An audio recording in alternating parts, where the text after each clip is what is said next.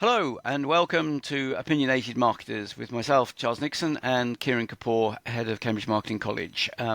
We were going to talk about the economy, but a topic has got our erstwhile CEO a little aerated this morning, so we thought we would import some marketing content into the green industry. Kieran, explain what is happening at your end, as it were. explain explain my frustration. So we're recording on the day of the Labour Party conference is currently going on, and there's a big talk about green industry and how we need to green the power in domestic power use, and there's a lots of talks about things like heat pumps and solar panels. So I'm currently in the position where I am in the middle of planning application to install an air source heat pump. It has taken us a year to get from in initially getting a company in, not even thinking about it, but getting a company in to have a look at us, to getting to planning permission. Not everybody needs planning permission, it's the type of house I live in. So what's frustrated me and what's the key marketing element here is the way people try to sell the heat pump. There is so much telling me all the technical specifications, but not telling me the technical specifications I actually need to understand. So the installers will come in. There doesn't seem to be a sort of retailer around this or somebody who can independently give you advice, which might be something we can talk about. So the installers will come in and they will start talking about, well, do you understand how a heat pump works? And they will spend 45 minutes telling me how a heat pump works and its kilowatt power outage or whatever it is. I don't care. All I care about is it going to heat my house? Is it going to provide hot water? But they then don't tell me about the key things I do need to know. One is, in order to install a heat pump and heat the house, did you know you had to change all your radiators? That was a throwaway remark from one of the installers. You know, you'll just need to rip out all your radiators and put bigger ones in. I did need to know that, because actually that's quite fundamental. And what's really come out from the planning application, because obviously it's had to go out to our neighbours for their discussion, and we've been around to talk to people, of course, and quite understandably, the main thing they're worried about is the sound output, because there's a huge amount of misinformation out there about how noisy heat pumps are. Now, actually, there was a legal requirement came in last year saying that heat pumps can only be so many decibels on the border of your house. Try to get that information out of anybody, even trying to get it out of our very, very lovely installers. They only mentioned it after I went, I've got a lot of neighbours really worried about the noise. Can you advise me? Oh, yeah, we did the calculation for you because we have to do that as part of the legislation. Well, you could have mentioned it. So what they're doing is they're trying to sell it on the benefits on the features that I don't need to know about, how it works. But they're not telling me the actual key information that I do need to know. And this is going to prevent people from buying heat pumps. I mean, if I wasn't married to somebody who's very passionate about this, I would have given up months ago, frankly. Life's too short. I think there is a huge marketing story here. It's a classic situation of an industry evolving from a product orientation to eventually a market orientation. And what some might refer to as the Wild West of various new technologies as they come in, when there is all sorts of competing claims until one gets to a certain level of stability. You're absolutely right. Most of the organisations that will be selling the products that we're talking about for clean energy have spent an awfully large number of hours trying to actually perfect the technology, and therefore are not only proud of it but believe everybody else is fixated on the technology. It isn't necessarily the issue that most people want. Most people want the user side of things. They want the benefits. They don't want the features, certainly. And certainly in my experience of having put in solar panels and then batteries a few years ago, you do have to get to a certain level of tech speak before you actually get to the point at which you understand what it is that they're trying to tell you. But, you know, if you are at the point, and to some degree you are, as an innovator or an early adopter, you are going to suffer from this aspect because it is not what used to be referred to as a fridge-ready product. It is something that still has to be configured for each individual site, and the result of which is that, therefore, they're still in the hands of technology installers. By the time it gets around to standard retail installers, as you were referring, the marketing will be much slicker, the product will be cheaper, but will be several years down the track. Which does lead, therefore, to one of the questions that is facing, obviously, the political parties. And as you just mentioned, that there is the Labour Party conference on at the moment, and we've had the Conservative one, where the foot has been taken off the pedal of pushing us down the environmental route to allow a more nuanced approach, let us put it that way, in terms of the way in which we adopt these things. Because there are still flaws with many technologies. I mean, the first electric vehicles were flawed in the basis that their range was very limited, or they were very long in terms of charging. So, we have to go through this period, which we know quite well as marketers, as the product life cycle, the diffusion of innovation, and all the other aspects that we would think about for new products. And yes, I'm afraid, Kieran, you are going to be frustrated for a few more months to come, I should suspect, as you then go from a heat pump to whatever else you're going to have. But this is a well-worn path. This is what I find so frustrating. When I was selling pensions back, however many years ago, let's not go there. One of the big things we were always told is don't sell it on all the different things that you can do with a pension, and you can have this and you can have that and all the bells and whistles. Sell it on the fact that, are you ready for your longest weekend? Have you prepared sell the for what sizzle, you need? not the sausage. What do you need for a lifestyle? The sausage. So we know this. Why is it so difficult to get, yes, a new industry? I appreciate that. And I appreciate my lovely installers are installers. They're not necessarily marketing people. But there are some very obvious things that people worry about. So noise. Why can I not easily get hold of, why do my installers not have a little box that creates the right sort of noise, or an app perhaps, that recreates the noise of a heat pump, that I can stick on the border of my property and say, I've been running that for 48 hours, neighbours, did you notice? Because if you didn't, the chances are the heat pump's not going to bother you. That cannot be beyond the wit of somebody sitting creating it. But there isn't anything, and yet it's an obvious thing to be worried about. If I have to have bigger radiators, then actually I need to know what that big radiator looks like.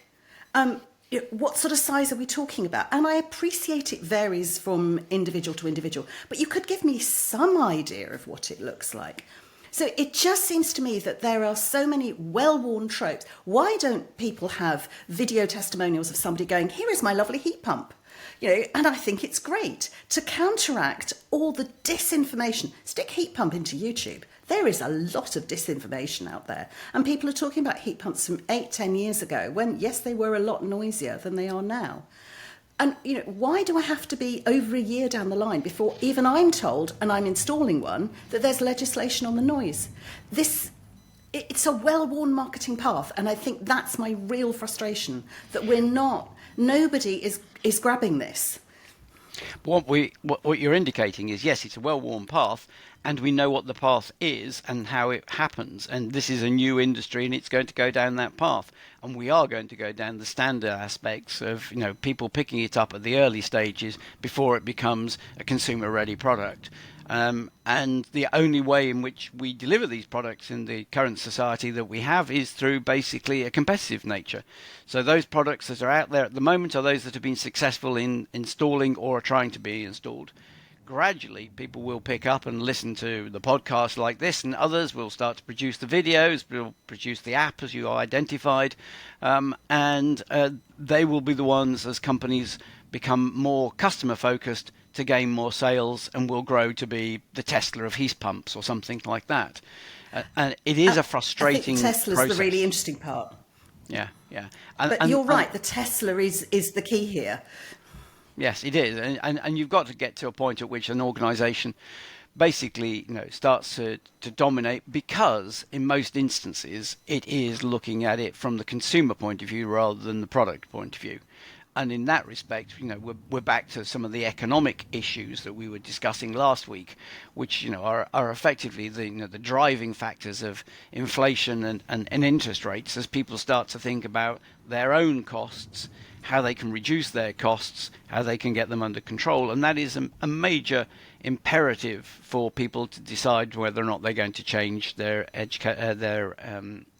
energy consumption, and that's what's driving us at the moment. It is, in one respect, an ecological imperative, but most people are driven by the economic imperative. That's true, but you can also make it easier for people to make the switch. It's hard work trying to install a heat pump. Believe Yep. me, you know, Yes. it takes hours of research and trying to understand what people are talking about and about stuff that one doesn't necessarily find particularly interesting. I'm not interested in the kilowatt power output of my heat pump, and I think the Tesla is the story here. So in the early days of the Toyota Prius, they would try and explain to you how it worked. And I must admit, I've taken this idea from our sustainability tutor, Nigel Clark. I was talking to him about this yesterday. You can tell it's a bit of a bugbear of mine at the moment.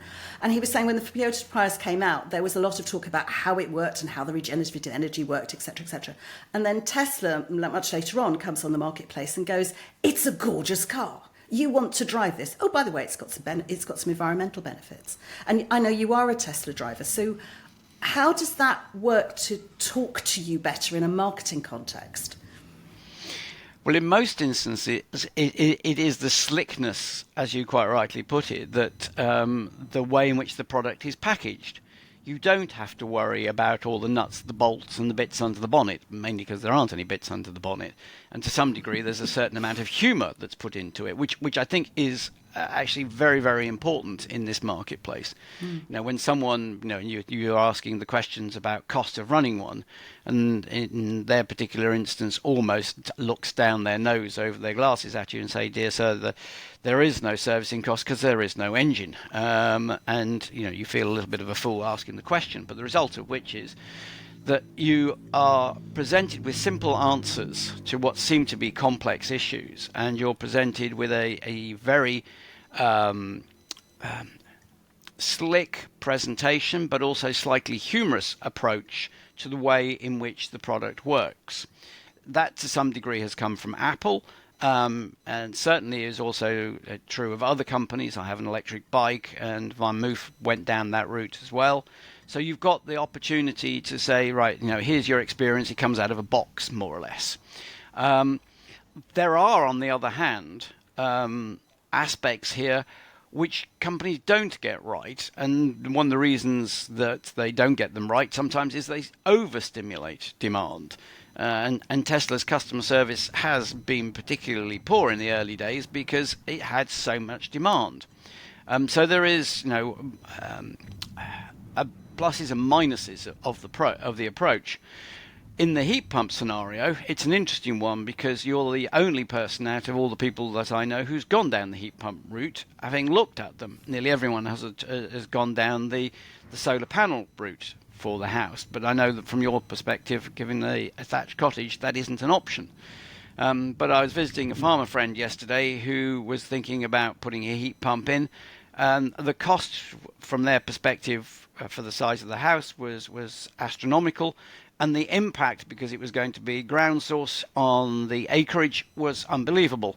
For a much smaller footprint, they've been able to put in a large amount of solar arrays, power the farm and the house, and the benefit will pay itself back remarkably quickly.